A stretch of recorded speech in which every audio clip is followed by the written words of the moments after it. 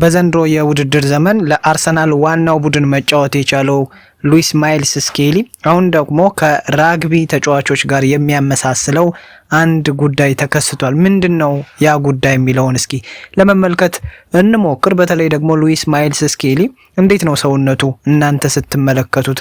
በደንብ ፈርጠም ያለ ተጫዋች፣ በተለይ ደግሞ ልፊያዎችን ማሸነፍ፣ ግፊያዎችን መርታት የሚችል በተለይ ለተጋጣሚ ተከላካዮች የበለጠ አስቸጋሪው ተከላካይ እየሆነ የመጣ ገና ታዳጊ ቢሆን እንኳን ግን ደግሞ በፕሪሚየር ሊጉ ላይ ልምድ ካላቸው ተጫዋቾች ተርታ ሲሰለፍ እንደ ቀዳሚ የሚነሳ ከዛም ባለፈ ደግሞ የማይፈራ ደፋር እንዲሁ በጣም ብርታት ያላቸውን አጥቂዎች የሚገዳደር እጅግ በጣም አስደናቂ ተከላካይ እየሆነ የመጣ ሆኗል። በተለይም ደግሞ በአርቴታ ዘንድ ትልቅ እምነትን የተጣለበት ፉልባክ ከመሆኑም አንጻር እንዲሁ ደግሞ ኢንቨርት እያደረገ የሚጫወትበት መንገድ እጅጉን እንዲደነቅ ያደርገዋል። በተለይ ሉዊስ ማይልስ ስኬሊ ገና ወጣት እንደመሆኑ ደግሞ ገና ከዚህ በላይም እንዲሁ ሊጎለብት የሚችልና ምንም አይነት እንከን ካልገጠመው ምናልባት አርሰናል በግዢ እንኳን በሻማ ፈልጎ የማያገኘውን አይነት ተጫዋች ከአካዳሚው ማግኘቱ እንደ ትልቅ በረከት እንዲቆጠርለት ያደርጋል እና እንደ ራግቢ ተጫዋች እጁን ወደ ኋላ በማወናጨፍ የተጋጣሚን ተጫዋቾች ምቾት በመንሳት የሚጫወተው ሉዊስ ማይልስ ስኬሊ ምን አዳዲስ ነገሮችን እያስመለከተን ይገኛል የሚለውን ርዕሰ ጉዳይ ዛሬ ደግሞ ዘ ቴሌግራፍ እንዲህ ባለመልኩ ይዞት ወጣ። እንግዲህ እናንተ ይሄን ፕሮግራም ስትከታተሉ ሰብስክራይብ አድርጋችሁ ዩቲዩብ ላይ እንዲሁ ደግሞ ላይክ እና ሼር በማድረግ በርካቶች ጋር ይሄ ቪዲዮ እንዲደርስ አድርጋችሁ መመልከታችሁን እንዲሁ መከታተላችሁንም አትዘንጉላለሁኝ እና ይህ የማይልስ ሉዊስ ስኬሊ የሩጫ ኃይልና አካላዊ ጥንካሬን የበለጠ የቀላቀለ እንደሆነ ይታወቃል። እንደውም በአንድ ወቅት ከጥቂት ዓመታት በፊት በአርሰናልና በቼልሲ ተጫዋቾች መካከል በተካሄደው የወጣቶች ጨዋታ ሉዊስ ማይልስ ስኬሊ በአስደናቂ ኃይል ወደ መሃል ሲያልፍ አንድ የአካዳሚ አሰልጣኝ ከራግቢ ተጫዋቹ ጆና ሎሙ ከተባለ የራግቢ ተጫዋች ጋር አነጻጽሮታል።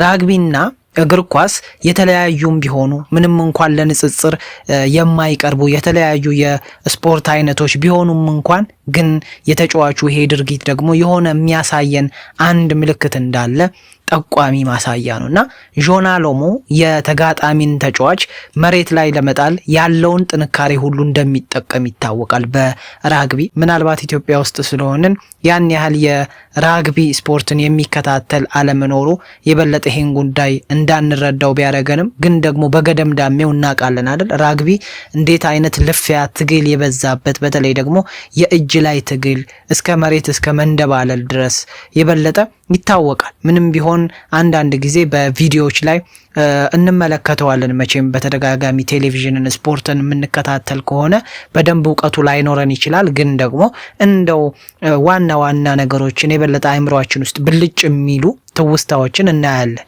እና እንደዚህ አይነት ስፖርትን የበለጠ የሚከታተል ይሄ ይመስላል ይሄ ተጫዋች የአርሰናሉ ተጫዋች ሉዊስ ማይልስ ስኬሊ። ምክንያቱም አንዳንድ ቴክኒኮቹ በቀጥታ ያንን ምሳሌ አድርገን እንድንወስድ ያስገድዱናል ማለት ነው።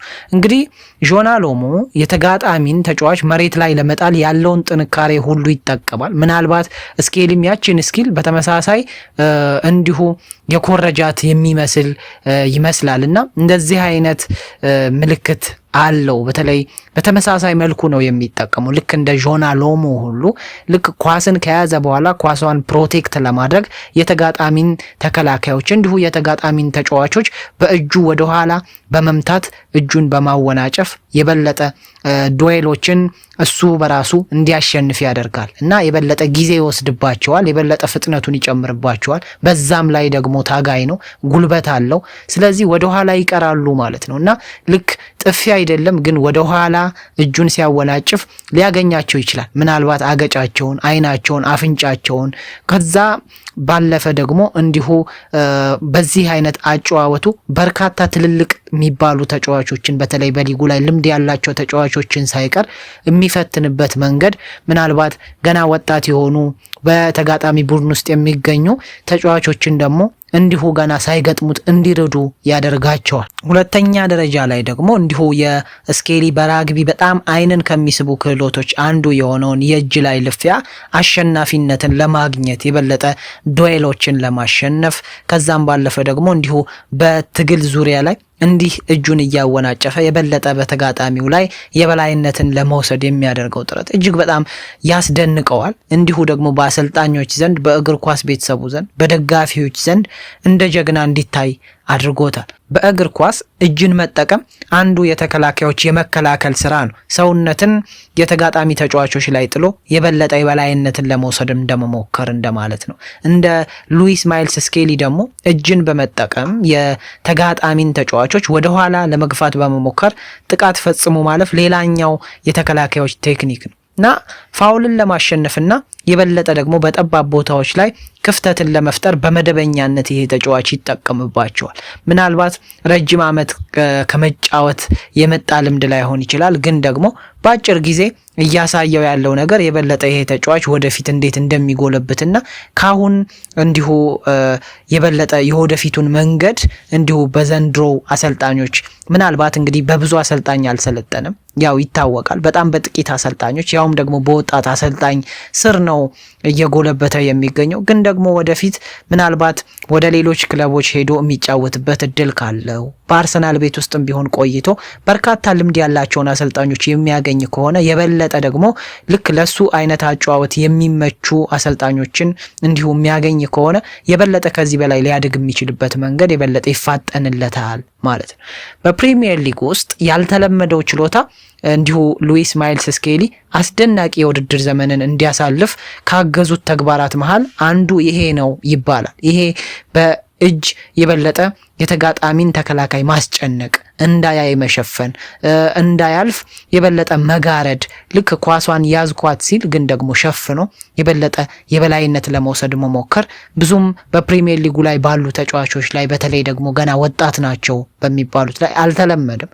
ደጋግሞ ጫና ውስጥ ሲገባ እጆቹን ለመከላከልና ከችግር ለመውጣት ሲጠቀምባቸው ነው ሚስተዋሉ። ለምሳሌ ግብ አስቆጠረበት የሀገረ እንግሊዝና አልባኒያ ጨዋታ ላይ ይሄ የበለጠ ተስተውሏል። በተለይ በተጋጣሚ ወይም በአልባኒያ የግብ ክልል ውስጥ ከገባ በኋላ ተከላካዩን እንዲሁ የረበሸበት መንገድ በተለይ ደግሞ ጃሲር አሳኒ ይባላል ይሄ ተከላካይ እሱን አሸንፎ ኳሷን ወደ ራሱ የወሰደበት መንገድና ግቧን ያስቆጠረበት መንገድ አንዱ በዚህ መንገድ ነው። ወደ ጁድ ቤሊንግሃም ፓስ ሲሮጥ የሉዊስ ማይልስ ስኬሊ አንዱ ተግባር የነበረው የቀኝ እጁን ዘርግቶ ከተከላካዩ ጃሲር አሳኒ ጋር ይሄንን ድርጊት ፈጽሞ እሱን ማስቀረት ነበር። ደግሞም ተሳካለት እና ሉዊስ ማይልስ ስኬሊ አሳኒን በመግፋት ለራሱ ወሳኝ የሆነ ተጨማሪ ሰከንድን በመፍጠር የበለጠ ኳሷ በበረኛው እግሮች ውስጥ ተንከባላ ግብና መረብ እንዲገናኙ ማድረግ ቻለ።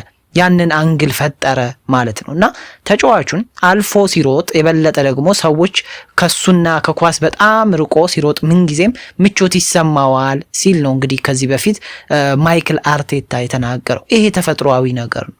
ተጫዋቾችን አልፎ በሚሮጥበት ሰዓት ሰዎችን ከሱና ከኳስ በጣም ርቆ ሲሮጥ ምንጊዜም ቢሆን እሱ ምቾት ይሰማዋል። ነገር ግን ደግሞ የተጋጣሚ ተጫዋቾች ምቾት እንዳይሰማቸው ያደርጋቸዋል ሲልም ጭምር ነው የተናገረለት የመሰከረለት። ይህ የጨዋታውን ፍጥነት የመቀየር ችሎታውን የበለጠ እያዳበረ እንዲመጣ ያደርገዋል። አርሰናል የሉዊስ ማይልስ ስኬሊን ኮንትራት ለማራዘም አሁን እንግዲህ አብሮ ሊቀመጥ ይችላል። በተለይ ደግሞ አገልግሎቱ ለረጅም ጊዜ እንዲኖር ወይም እሱ እንዲያገለግላቸው ከሚፈልጉባቸው ምክንያቶች አንዱ ይሄ ነው የሚባለው።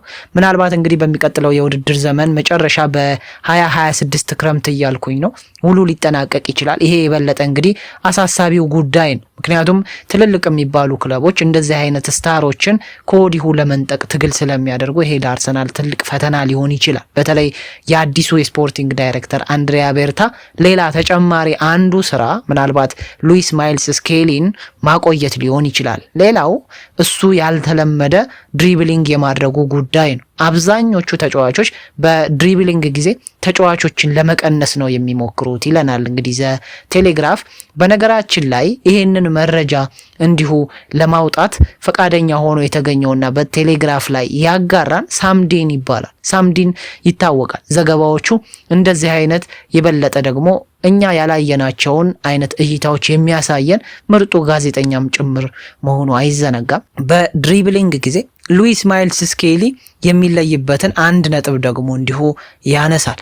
እጆቹንና ጉልበቶቹን በመግፋት ኃይልን ፈጥሮ የበለጠ በሩጫ ለማለፍ ጥረት ያደርጋል። እሱ እንደ ሌሎች ተከላካዮች ወይም እንደ ሌሎች ተጫዋቾች የተጋጣሚን ተጫዋቾች ለመቀነስ ሳይሆን የሚሞክረው የበለጠ ጭራሽ የተጋጣሚን ተጫዋች ነው የሚፈልገው ኳስ በሚይዝ ሰዓት ሲል ነው እንግዲህ የሚያሞካሸው እና ኳሷን ሲይዝ የበለጠ ወደ ተጋጣሚ ተጫዋች እየተጠጋ ግን ደግሞ ያንን ተጫዋች በግፊያ በሩጫ የበለጠ አሸንፎ ለማለፍ ነው የሚፈልገው። ይሄንን ደግሞ በብዙ ጨዋታዎች ላይ እንዳደረገውም ያነሳል። ለምሳሌ በወልቭሱ ጨዋታ ላይ እንዲሁ 3 ተጋጣሚዎችን በመሃል ሜዳ በአንድ ሩጫ ያለፈበትን ቅስፈት ያነሳል። ከዛ ባለፈ ደግሞ እንዲሁ ካስቶን ቪላ ጋር በሚጫወትበት ሰዓት እንዲሁ ሞርጋን ሮጀርስ ላይ የሰራውን እንዲሁ ደግሞ ከሲቲ ጋር በሚጫወትበት ሰዓት እንዲሁ ከኤርሊንግ ብራውት ሃላንድ ጋር የገባበትን ሰጣ ገባና እንዲሁ ደግሞ እዛም ላይ ኳስን ወደ ራሱ የያዘበትን ኢንሲደንት ያነሳል። በርካታ ጨዋታዎች ላይ በተለይ ደግሞ ትመለከቱ ከሆነ ምናልባት ቪዲዮዎችንም ገብታችሁ ሪቪው ማድረግ ትችላላችሁ። አርሰናል እሱን ይዞ በገባበት ጨዋታ ሁሉ እንደዚህ አይነት ቴክኒኮችን በተደጋጋሚ ነው የሚጠቀሙ። ለምሳሌ ሞሳላ የሱን ይሄ የራግቢ አይነት ያልኳችሁን ወደኋላ አወናጭፎ የተጋጣሚ ተጫዋችን የሚያስጨንቅበት ወይም የሚማታበትን ቴክኒክ የበለጠ ሞሳላ ላይ አሳርፏል። ስለዚህ ሞሳላ የሱን ዱላዎች ከቀመሱ ተጫዋቾች መሃል አንዱ ነው። ማቲያስ ኑኔስ ይጠቀሳል። እንዲሁ ደግሞ ማቲያስ ደሊክትንም ቢሆን ይህን ነገር ሰርቶበታል ማለት ነው። ግን ደሊክት እንደውም ወዲያውኑ ፋውል በመስራት የበለጠ እንግዲህ ለሉዊስ ማይልስ ስኬሊ እድል ሁሉም ነው የሰጠው ማለት ይቻላል። እንዲሁም ሞርጋን ሮጀርስን ጨምሮ ስኬሊ በተጫወተባቸው ጨዋታዎች በርካታ ጥፋቶችን ይሰራል። ግን ደግሞ ጥፋቶቹ አንዳንድ ጊዜ ታክቲካል ከመሆናቸውም የተነሳ ግን ለአርሰናል የቆመ ኳስ ምንጭነት ሆነው ሁሉ ሲያገለግሉ ይስተዋላል። ለምሳሌ ከአርሰናል ተጫዋቾች መሃል ጥፋት ከሚፈጸምባቸው ተጫዋቾች ተርታም ከቀዳሚዎቹ ተርታ ይቀመጣል። እኛ ብዙ ጊዜ ስለምናይ የበለጠ ደግሞ በአርሰናል ቤት ውስጥ ትልቁን ሚና የሚጫወተው ተጫዋች ቡካዮ ሳካ በመሆኑና እሱን ለ3-2 በተደጋጋሚ እየያዙት በተደጋጋሚ ደግሞ እንዲሁ አንድ ቦታ ቁርጭምጭሚቱ አካባቢ በተደጋጋሚ ፋውል ስለሚሰራበት ምናልባት ቡካዮ ሳካን ብዙ ፋውሎች የሚሰሩበት ተጫዋቾች አድርገን ልንወስደው እንችላለን።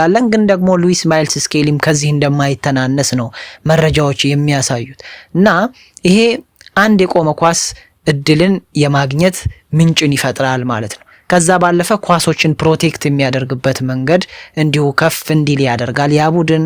ሌላኛው ትኩረትን በመሳብ የበለጠ ሌሎች የቡድን አጋሮቹ ነፃ እንዲሆኑ ያደርጋቸዋል ማለት ነው። ይሄ ልጅ በሚያስቸግርበት ሰዓት ልክ ቅድም እንዳልኳችሁ ቡካዮ ሳካን ለ2 እና ለ3 ማርክ እንደሚያደርጉት ሁሉ ሉዊስ ማይልስ ስኬሊንም ለበርካታ ቁጥር ላላቸው ተጫዋቾች ማርክ ሊደረግ ይችላል ማለት ነው። ለምሳሌ በ2-3 ተጫዋቾች ማርክ የሚደረግ ከሆነ የበለጠ ነፃነት የሚያገኙ ተጫዋቾች የበለጠ ይበረክታሉ ማለት ነው። ደግሞ አስታውሱ ፉልባክ ላይ ብቻ የሚጫወት ተጫዋች አይደለም። የበለጠ ኢንቨርት እያደረገ የሚገባ ወደ አማካዮችን የሚያግዝ ምናልባት ለአርቴታም የተመቸበት አንዱ መንገድ ይሄ የሆነ ተጫዋችን ከዛም ባለፈ ይሄ ተጫዋች ለማጥቃት ያለው ሚና ወደፊት የበለጠ ለመሄድ የማይፈራ አይነት ተጫዋች ነው። የበለጠ ደግሞ የአርሰናልን ቤት ባህል ከማወቁም አንጻር እንዲሁ ቡድኑ የሚጫወትበትን መንገድ የበለጠ ከግዢ ተጫዋቾች በላቀ መልኩ የተረዳ አይነትም ተጫዋች ነው። ሰውነቱ ደድር ነው። ከዛ ባለፈ ደግሞ እንዲሁ ጠንካራ ነው። መቆጣጠር ይችላል። ያንን ሰውነት ኮንትሮል ማድረግ ይችላል። እንዲሁም ደግሞ ግሊች የሚያደርግ ነው። የበለጠ ይሄንን የምትመለከቱት ደግሞ በአንዳንድ ጨዋታዎች ላይ ካርድ እንኳን ሲመለከት የበለጠ እንግዲህ ግሊች ያደርጋል። የበለጠ እንዴት ነው ይሄ ጠባጫሪ አንለውም፣ አግሬሲቭ አንለውም፣ ግን ደግሞ ሜዳ ላይ አንዳንድ ጊዜ አግሬሲቭ የሆነ ባህሪውን ሲያሳየን ያስመለክተናል አይደለም። ለምሳሌ በአንድ ጨዋታ ምናልባት ይሄ ጨዋታ ትዝ ላይለኝ ይችላል የትኛው ጨዋታ ላይ እንደሆነ፣ ግን ካርድ በማየቱ የተነሳ የበለጠ እንግዲህ በሰዓት ገድልሃል በሚል የተነሳ ካርድ ካየ በኋላ ደጋፊዎችን ነበር ያነሳሰው አይደለ? እጁን ከፍ በማድረግ ደጋፊዎችን የበለጠ እንዲጨፍሩ የበለጠ ተጋጣሚ እንዲያስጨንቁ ዳኛው ላይ ተጽዕኖ እንዲፈጥሩ ሞራል ሰጥቷቸው ነበር በዛ ጨዋታ ላይ ይወጡ እና ግሊች ያደርጋል። በድንገት አይምሮ ላይ እንዴት ነው ብልጭ የሚልበት አይነት ተጫዋች ነው። ምናልባት ፋውል እንዲሰራ ሊያደርገው ይችላል ይሄ ግሊች የሚያደርግበት ባህሪ። ግን ደግሞ ከዛም ባለፈ ደግሞ እንዲሁ ዱዌሎችን ለማሸነፍ እንደ ፖዚቲቭ ኢነርጂ ጭምርም ነው እና ኢነርጃይዘር ነው ብለን ማለት እንችላለን። ይሄ ምናልባት በስነ ባህሪ አንጻር ቢውረስት የሚባል አይነት ተጫዋች ነው። በተለያየ ቦታ ላይ ደግሞ የመጫወት ክህሎት እንደመኖሩ አሰልጣኙ ወደፊት እንደ ቦክስ ቱ ቦክስ አማካይ አድቫንስድ በሆነ ሚና መጫወት የሚችል ብሎ የመሰከረለት ምሩቅ ነው። በአርሰናል ቤት ውስጥ አማካይ ሆኖ እንደተመረቀ ይታወቃል። ነገር ግን ደግሞ ድፍረቱ አንዳንድ ጊዜ አርሰናልን ዋጋ ሲያስከፍል ተመልክተናል። ለምሳሌ በዌስትሃሙ ጨዋታ ላይ ታስታውሱ ከሆነ ከጥቂት ሳምንታት በፊት ነው በዛ ጨዋታ ላይ እንግዲህ ስህተት ሰርቶ በቀይ ካርድ የተሰናበተበትን ኢንሲደንት የምናስታውሰው። ከዛ ባለፈ በጣም በርካታ ጊዜ ለስህተት የተዳረገው ተጫዋች ነው። ይሄ የበለጠ እንግዲህ ትልቅ ችግር ሊፈጥርበት ይችላል ወደፊት። ምናልባት ወደፊት የላቀ ቴክኒክ የአእምሮና የአካል ብቃት ደረጃን በየጊዜው በማሳየቱና በዚሁ የሚቀጥል ከሆነ ከዚህ በላይ መላቅ የሚችል ተጫዋች ይሆናል። ግን ደግሞ ይሄ ብልጭ የሚልበት የበለጠ ደግሞ ቢውረስትነቱ አንዳንድ ጨዋታ ላይ የበለጠ የሚናደድበት የበለጠ አንዳንድ ውሳኔዎችን ሳያስብ የሚወስንበት ውሳኔዎቹ ደግሞ ቡድኑን ዋጋ ሊያስከፍሉ ይችላሉ። ምናልባትም በርካታ ቀይ ካርድ ሊመለከት የወደፊቱ ተጫዋች ሊሆን ይችላልም ብለን ማለት እንችላለን ማለት ነው። ኤኒዌይስ ግን የሉዊስ ማይልስ ስኬሊ ርዕሰ ጉዳይ በቴሌግራፍ ዘንድ እንዲህ ነበር የተቃኘው። እኔም እንደ ቲኤስ ስፖርት ይሄንን አቀረብኩላችሁ። እናንተ ሰብስክራይብ አድርጋችሁ መመልከት ማዳመጥ ትችላላችሁ። መልካም ጊዜ ሁሉ ለእናንተ ይሁንልኝ። ይመቻችሁ።